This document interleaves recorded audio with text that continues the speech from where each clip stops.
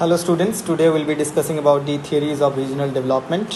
First of all, I will give you a brief idea about regions and the geographical thought behind it. So basically we know a region is an area which is characterized by homogeneity. It can be both formal and functional.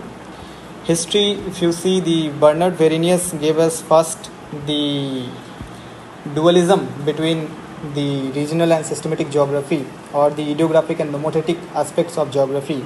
And then Karl Ritter talks about the vertical and horizontal unity of areas, where we also get the primitive concept of regions.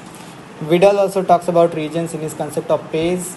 Okay, then Alfred Hettner talks about scientific study of regions, which he named as chorology. And then Richard Hodgson further develops the idea of Hettner and comes up with the idea of areal differentiation, where he differentiates one region from the other based on the unique characteristics that the region possesses. And then new regional geography after 1980s. This less rigid, more flexible idea of regional geography comes up, which combines various previous ideas, which talks about use of both quantitative and qualitative methods, okay, and more of the application part. Now, what makes a region grow? If you see the economic theories, as per the economic theories, if the income of the region is growing, then we say the region is growing. So we say if the GDP is growing, the region is growing. So in that case, you see more income is there, then more investment and more consumption will be there, and there will be more investment because more people are consuming. So production incentive is there, right? So you remember this framework. This will help us later as well. Now, types of theories, we'll be discussing about two types of theories mainly: endogenous growth models and exogenous growth models. What is exogenous growth model? Exogenous growth model says that there are external factors which influence the growth and development of a region. Like it can be demand in the international market, right? So, or the exports growing, right?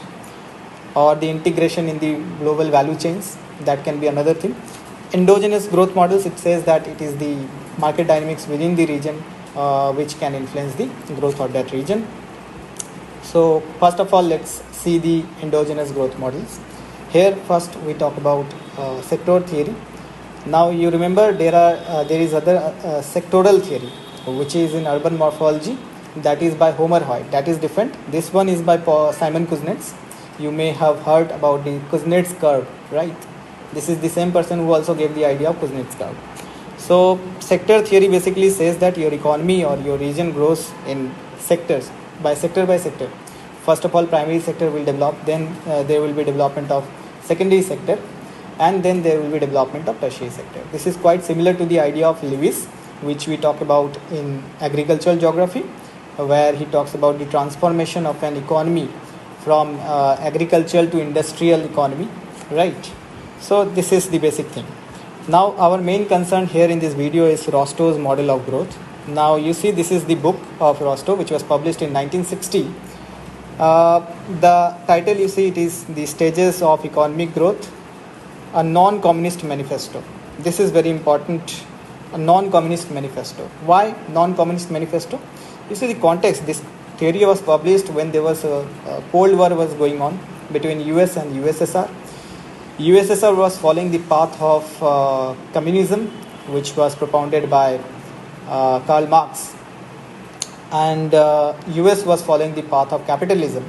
So both were trying to promote each other's ideas, and this is in part, it is also the USS.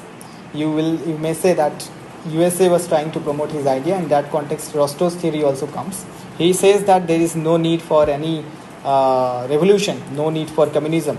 All societies and any society can progress without a revolution. So progress can happen without revolution as well. Now, what is the difference between Marx and Rostow? So Marx focuses on class struggle. Rostow do not say anything like that. He talks about modernization of the economy using of technology. Okay. Main conflict here, it is bourgeois and proletariat class struggle. Rostow do not talk about any such struggle. There is no need of any such struggle. Okay. Developmental path, Karl Marx says that there was feudalism, there is capitalism, and then if you do a socialist revolution and establish a communist state, you will have a better conditions. Then Rostow says there is no need of any such revolution. Any society can achieve development and growth. View on capitalism. If you see, Marx says that capitalism is exploitative. It has bias against certain classes, but Rostow says capitalism is necessary, it is beneficial. So you see the contradiction. You see the how geopolitics of that time influencing the theories. So a revolution, if you see, here it is essentially, it is not necessary, I told you. End goal, here it is classless society, and here it is high mass consumption. The last stage of Rostow's model, you will see that last stage is called age of high mass consumption. Okay. Now let's see the one by one stages. We'll see that there is a traditional society, and then there is a preconditions for takeoff, then there is takeoff stage, and then there is drive to maturity, and then there is age of high mass consumption. Whatever is written here is directly taken from this book. Okay, so it is not copied from anywhere. You can see this is very authentic. So let's see. Traditional society, the terms are very important. Here with light blue I have highlighted some terms. You will have to remember those terms, which is important. He talks, first stage is about pre-Newtonian society, where there was science and technology was pre-Newtonian. Generally, we consider Newton as a milestone from where the modern developments in science and technology, or the application part, starts. So here also productivity is low, definitely. But the main thing which characterizes productivity is low, but there is productivity. Productivity is increasing, definitely. In some places you will see that it is written that this society is not growing, this society has no surplus, this is primitive hunting-gatherer society. That is absolutely rubbish, absolutely wrong. What Rostow has actually said, this is a society where productivity is low, but productivity is growing. The main thing which differentiates is the ceiling on the attainable level of output per head. एक ceiling हो गई है, ceiling बन गई है, उससे ऊपर आप नहीं जा सकते, because your technology is such which restricts you. That is the idea. And क्यों ऐसा होता है, why it is happening? So modern science and technology are absent, और it is not applied in a better way. Now, high proportion of resources is dedicated to agriculture. Okay, no hunting gathering, not necessarily. It can be, but he is not saying that these are hunter-gatherers or primitive societies. It is in the Paleolithic age. No. Okay. Now, what are the social characteristics? Now, you have to understand, when Rostow talks about economic growth, he do not only talk about the growth of economy. He also says that society, polity also changes, and that influences your growth. That is the main difference between Marx and Rostow. Marx says that economic aspects, the modes of production, he focuses more on those parts.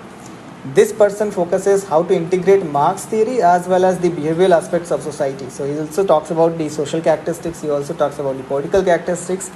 So you see, he talks about that hierarchical agrarian society was there, because agriculture is land-based society, where you get to see this feudalism. And feudalism, there is a very, you can say it is a very restricted, very rigid society.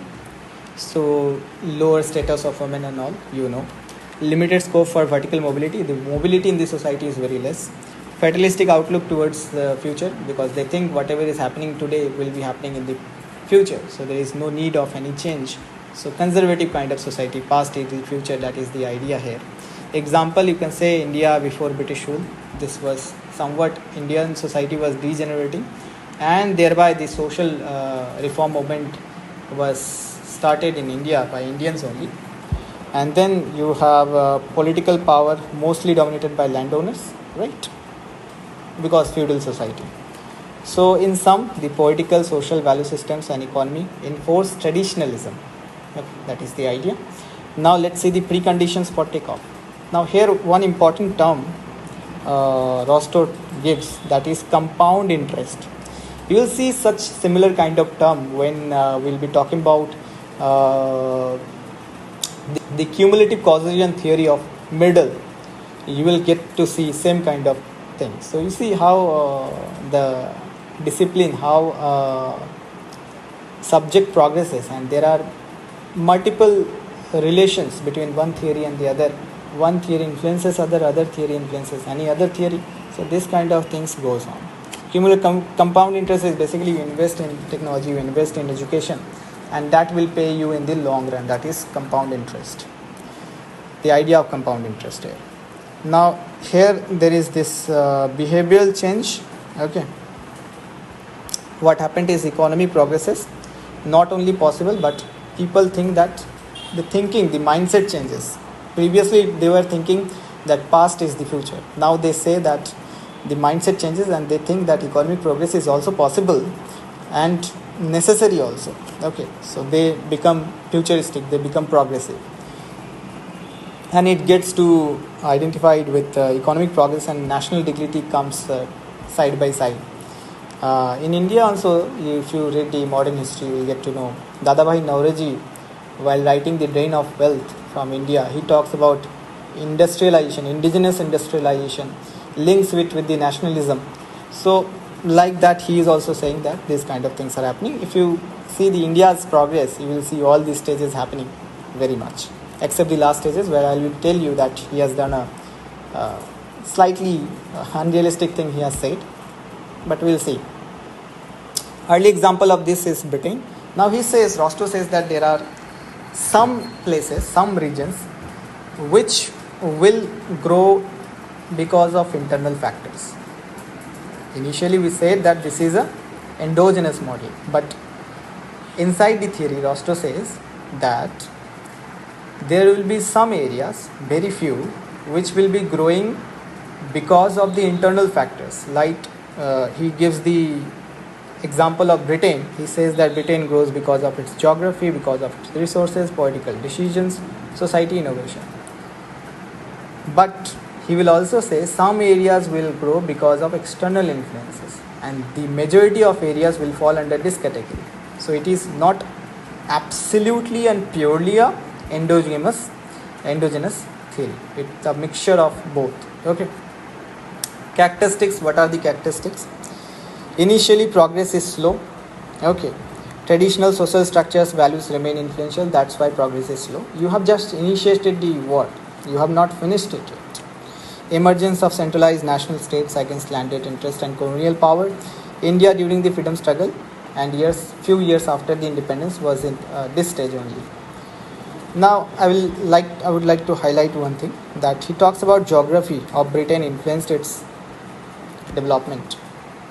So we get to see some idea of determinism as well, geographical determinism here, and he also talks about society and innovation. It means possibilism as well. So it's a mixture of both. See, 100 years before that, you will see Ratzel was working, others were working. There was a conflict in geography between determinism and possibilism. Vidal was also working. So this person talking about both. So after some time, after 50 to 100 years, they in a discipline, you see that maturity is happening, right? So whatever you are looking at in a discipline at present is not absolute. That will get mature, that will get more refined. So that's what we get to learn from here. Now the third stage, which is the takeoff stage. Okay. Here also he talks about this idea of compound interest. There he says that compound interest was initiated. Here he says that this is dominating. It starts dominating because it's been long time that the society was in preconditions of takeoff. Now it is taking off, so the compound interest will dominate. Society is more mature, better. What are the drivers here? Drivers is technological change, mainly technological change. Also political commitment and modernization is another thing.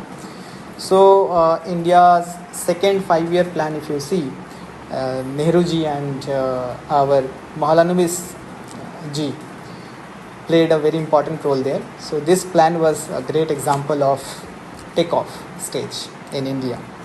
Then what are the economic effects of this? Investment and savings rate both rise, and you know, when savings rise, investment rise, consumption also will rise, income will also rise. Higher income leads to greater savings and investment and consumption. Okay, so it's a virtuous cycle. Your income increases, your consumption increases, your savings increases, your investment increases, and also further your income increases. So it's the same cycle I talked about at the beginning. Now there is self-sustaining growth that starts happening. Investment rate, now he says that investment rate will remain between 5 to 10% of GDP. So one question should come in your mind, what is the present investment rate in India? It is about 30%. Okay, but he is saying this means we have crossed, India has moved forward. It is not in the takeoff stage anymore. India is in the drive to maturity. Okay, now what happens in drive to maturity? Now Rostow says that after 60 years of takeoff, your drive to maturity will start. Second 5-year plan, I told you, it is the takeoff stage for India. So it's been around 60 years. I was thinking whether he was correct in saying this, क्योंकि India के case में तो fit बैठ जाता है, but ऐसा नहीं है कि हर जगह पे ये बैठ जाएगा फिट. कुछ एरियाज़ को अगर देखिएगा, वियतनाम को देखिएगा, so this won't apply. So when you write the criticism, you can also write this kind of things which he has said in his book. You can criticize it on the basis of this, but again he also himself says that this is not fixed. This can change based on the unique situations of that region. Now here what happens, drive to maturity, ability to apply technology. अब वो सीख गए हैं technology को apply करना. They have learned, they can now apply it anything they want. ऐसा हो गया है कि वहाँ तो सीख रहे थे इससे पहले, अब ये ऐसा हो गया कि ये कहीं पे भी अप्लाई कर सकते हैं. जैसे कि आपने किसी चीज़ को पढ़ ली, पढ़ने के बाद आपने ऐसा पढ़ा है कि you can apply it anywhere. Like अगर आप डेविस का कंसेप्ट पढ़ चुके हैं तो you will see here is some kind of similarity. Maturity की बात कर रहे हैं तो यहाँ पे हम इन तीनों को कंसिडर कर सकते हैं. The youthful stage, this is the mature stage of landform, and this is the last stage which is the old stage. We'll see high mass consumption. So एक चीज़ when you read, when you are mastered in something, you can apply it anywhere. That kind of things happen with drive to maturity. Now example is Japan. Why example is Japan? यहाँ पे और एक चीज़ Rosto कहते हैं कि resource constraints जो है उसको हमने overcome कर लिया है स्टेज में, because of your political will, economic choices, and definitely your technology. So ऐसे ही जापान का एक एग्जांपल है. जापान के पास आयरन स्टील इंडस्ट्री बहुत डेवलप्ड है, बट उनके पास खुद का कोल है नहीं. So they import coal, right. So that political backing, that economic choices influence to a larger extent. Industrial diversification होता है. You move from coal, heavy industry, इनसे आप मूव करके you go towards chemical, pharmaceutical, electrical engineers. अब now you move towards semiconductors as well. India is also aspiring towards that. Vietnam ने कर चुका है already, China ने कर चुका है. You may know that these countries, Vietnam, Singapore, China, USA, they specialize in specific segments of this semiconductor supply chain. India चाह रहा है कि सारे stages में हम एक overall ecosystem तैयार कर सकें. We'll see all this later when we talk about further about India's regional development. So that is the idea of drive to maturity. And then we have the final stage which is the age of high mass consumption. Now consumption क्यों बोल रहे हैं? अगर एक society बहुत ज़्यादा consume कर रही है, does it mean that it is very developed? यहाँ पे कंजम्पशन का meaning is not that you become very materialistic, you are like consuming like animals. It is not as such. यहाँ पे कंजम्पशन की बात ये इसीलिए है, ये बेसिकली कहना चाहते हैं आपकी बेसिक जो रिक्वायरमेंट्स थी आपने फुलफ़िल कर लिया है. अब आप एक ऐसे कंजम्पशन के स्टेज में हो जहाँ पे you are moving beyond the basic requirements. Okay, consumer durables की तरफ आप मूव कर रहे हो, आप एआई की तरफ मूव कर रहे हो, आप ऐसे टेक्नोलॉजीज़ की तरफ मूव कर रहे हो जहाँ की आपका जो भी जो आपका वर्क है, का जो वर्क आवर्स है वो कम हो जाए. आपकी जो अदर थिंग्स है लाइफ में, आप अपनी फैमिली के साथ टाइम बिता पाओ, आप अपने बच्चों के साथ टाइम बिता पाओ. That's what it is talking about. ऐसा कंजम्पशन जो आपको लाइफ को बेटर करे, क्वालिटी ऑफ लाइफ को इम्प्रूव करे. So that is the idea high mass consumption की. ये आइडिया है. समझ ऐसा मत लेना कि ये कुछ मेटेरियलिस्टिक कल्चर है. It is not so. Then क्या इंडिकेटर्स है, कैसे समझेंगे कौन सी कंट्री यहाँ पे है? 2 इंडिकेटर्स की बात रोस्टो करते हैं. पहले ये बताते हैं कि राइजिंग रियल इनकम पर हेड, ये एक चीज़ है, इससे आप समझ सकते हैं. दूसरे बोलते हैं कि चेंज इन वर्कफोर्स स्ट्रक्चर, जो वर्कफोर्स आपकी है वो एग्रीकल्चर से जो भी लोअर स्किल लेवल के वर्क्स हैं उससे मूव करके it moves towards high skill and the office oriented the factory employment, इसके तरफ मूव करते हैं. So again you find parallelism to Lewis model, right. Greater allocation of resources to welfare की तरफ आपका एलोकेशन ज़्यादा होता है. अब इंडिया में अगर आप if you see there is this idea that government को बहुत ज़्यादा वेलफेयर की तरफ इन्वेस्ट करना चाहिए, हेल्थ में इन्वेस्ट करना चाहिए, एजुकेशन में इन्वेस्ट करना चाहिए. ज़रूर करना चाहिए, बट पैसे भी होने चाहिए गवर्नमेंट के पास. You know this government is setting the targets of fiscal deficit. अगर बोरिंग गवर्नमेंट ज़्यादा करेगी तो किसके ऊपर पड़ेगा? ये पब्लिक के ऊपर पड़ेगा. आपको और हमें पे करना पड़ेगा. तो यहाँ पे रोस्टो कहता है कि हाई मास कंजम्पशन का जो लास्ट स्टेज है वहाँ पे हम ज़्यादा इन्वेस्ट करेंगे. वहाँ पे आते आते will be investing more in welfare rather then in the initial stage. वहाँ पे भी करेंगे but more focus will be on economic development at the initial stages. So that is the idea of capitalism. Again, you may criticize it. There is definitely other, if you see the Marxian point of view, they will criticize it ruthlessly. They will say ऐसा नहीं है, ये तो आपकी excuse है कि आप welfare पे इन्वेस्ट ना करके you are investing in economy, you are investing in infrastructure. What is the point of investing in all that if your people are not happy? So ऐसे भी कॉन्ट्राडिक्शंस आप सोच सकते हैं, ठीक है, आप क्रिटिसाइज़ कर सकते हैं इसको. तो इसी के साथ हम इसको ख़त्म करते हैं. Thank you so much.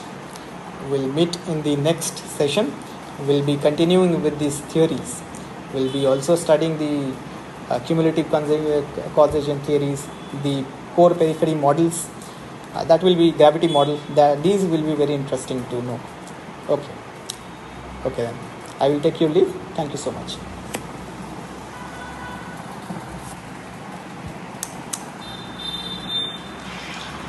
Hello students. Today we will be discussing about the theories of regional development. First of all, I will give you a brief idea about regions and the geographical part behind it. So basically we know region is an area which is